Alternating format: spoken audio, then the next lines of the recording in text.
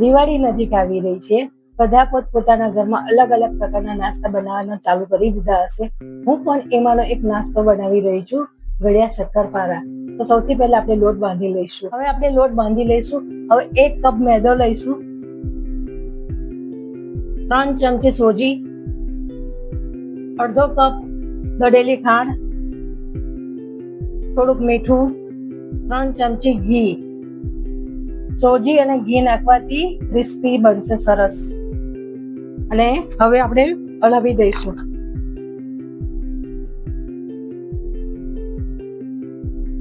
લોટને મિક્સ કરતા જઈશું.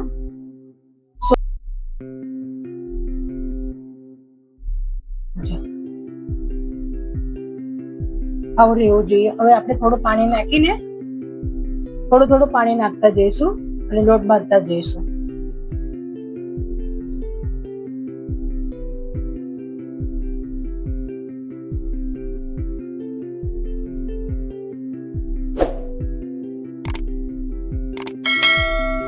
આપણો લોટ હવે બંધાઈને તૈયાર થઈ જવાઈ ગયો છે. હવે એને 10 મિનિટ માટે આપણે રેસ્ટ કરી દઈશું, ઢાંકી દઈશું. પછી પાછું આપણે મસળીને રોટલો વણી લઈશું. તો આપણે એને 10 મિનિટ રેસ્ટ આપી દઈશું.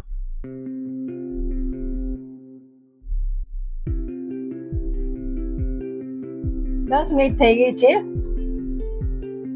હવે આપણે લોટને મસળી અને એનો ગુલ્લા કરીને રોટલા વણી લઈશું.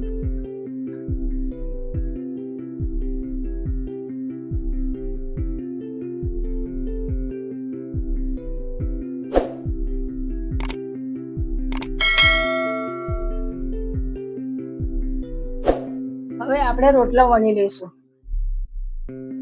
હવે થોડોક આપણે મેદો છાંટી દઈશું.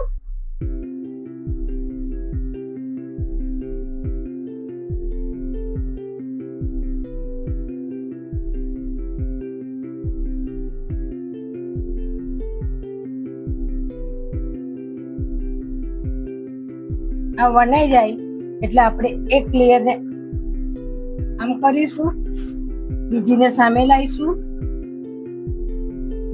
પછી 1 2 ને 3. હવે ફરી પાછું આપણે વણી લઈશું આને.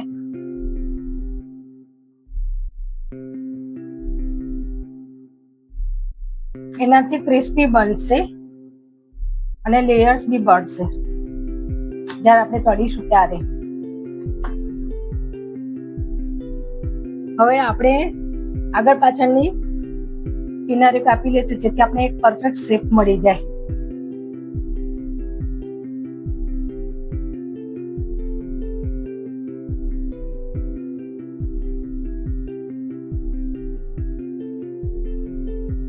હવે આપણે એને કટ કરી લઈશું.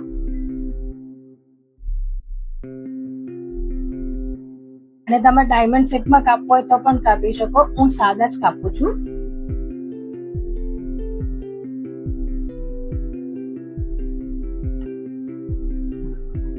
બધા વણી લેવાના આવી રીતે અને પીસ કરી દેવાના અને પછી તળી લેવાના.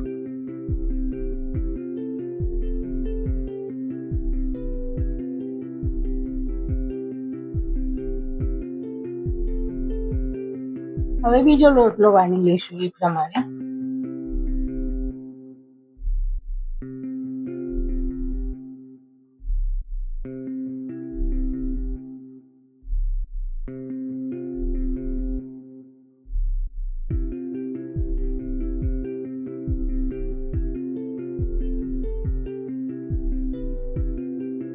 શક્કરપારા કાપીને તૈયાર કરી લીધા છે. હવે આપણે તળી લઈશું. તમે કઢાઈ મૂકીને તેલ લઈ લીધું છે. હવે આપણે ગેસ ચાલુ કરી દઈશું અને ગેસની ફ્લેમ થોડીક હાઈ રાખીશું તેલ ગરમ થાય ત્યાં સુધી. ચાલો આપણું તેલ તૈયાર થઈ ગયું છે. હવે શક્કરપારા નાખીશું.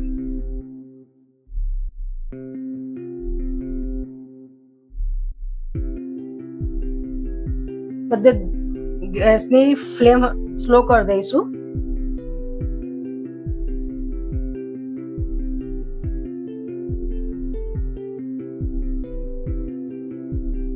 હું જ્યારે નાની હતી ત્યારે મારા મમ્મી આવી રીતે બનાવતા હતા અને એમનું જોઈ જોઈને શીખી છું. આ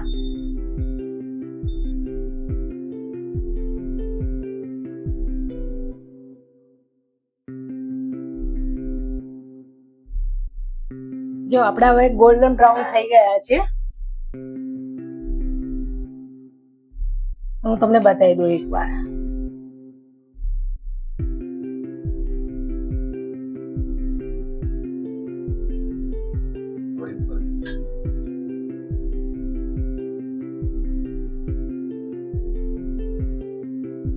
એકદમ મસ્ત ક્રિસ્પી ને એવા થયા છે. હજુ ઠંડા પડશે એટલે વધારે હજુ ક્રિસ્પી થઈ જશે. પછી બીજો એક વાર રાખીશું. અમે દિવાળીમાં અલગ અલગ બધું બનાવીએ છીએ. જાડા મઠિયા, જાડા સોવાળી, તીખી પૂરી, શક્કરપારા, ઘૂઘરા બધું અલગ અલગ બનાવીએ છીએ. હવે મારો નેક્સ્ટ વિડીયો જાડા મઠિયાનો આવી રહેશે.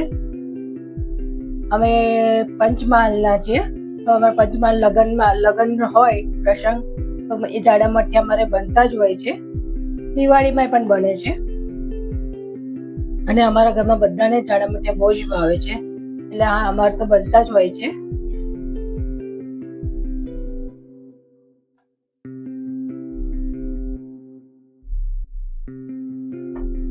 ગેસની ફ્લેમ થોડી પાછી હાઈ કરી દઈશું. તેલ ઠંડુ થઈ ગયું છે મારું, એટલે પાછું આપણે હાઈ પર કરી પાછું આપણે લો કરી દઈશું. એકદમ ઠંડા થઈ જાય એટલે તમારે પછી એરટાઈટ ડબ્બામાં ભરી દેવાના. તેલ પાછું મારું ઠંડુ થઈ ગયું છે એટલે પાછું હું થોડું ગરમ કરીશ. મારા સાસુ જે હતા એ દહીથરા પણ બનાવતા હતા. હું ટ્રાય કરીશ દહીથરા બનાવવાનો. હું ઘૂઘરા બી બનાવવાની છું. હું એક પછી એક રેસીપી મારી આવતી રહેશે, તમે બધા જોતા રહેજો. દિવાળી સ્પેશિયલ બધી અલગ અલગ પ્રકારની. હજુ તો ઠંડા પડશે એટલે સરસ થઈ જશે, હજુ ખસ્તા થઈ જશે.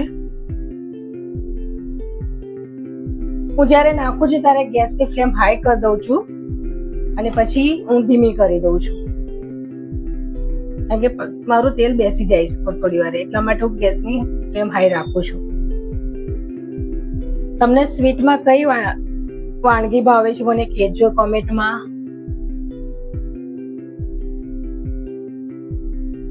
અને તમારે કઈ આગળની રેસીપી જોઈએ છે એ પણ મને કોમેન્ટમાં કહેજો, જેથી કરીને હું બનાવવાનો ટ્રાય કરીશ અને તમારા સુધી પહોંચાડીશ.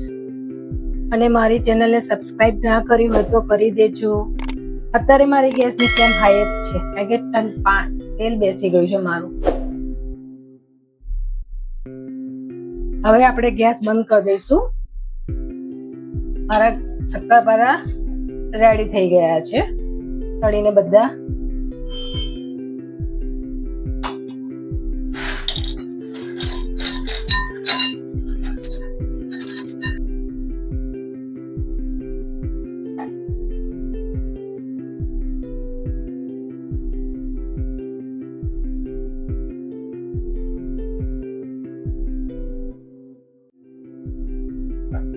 આપણા શક્કરપારા તૈયાર થઈ ગયા છે.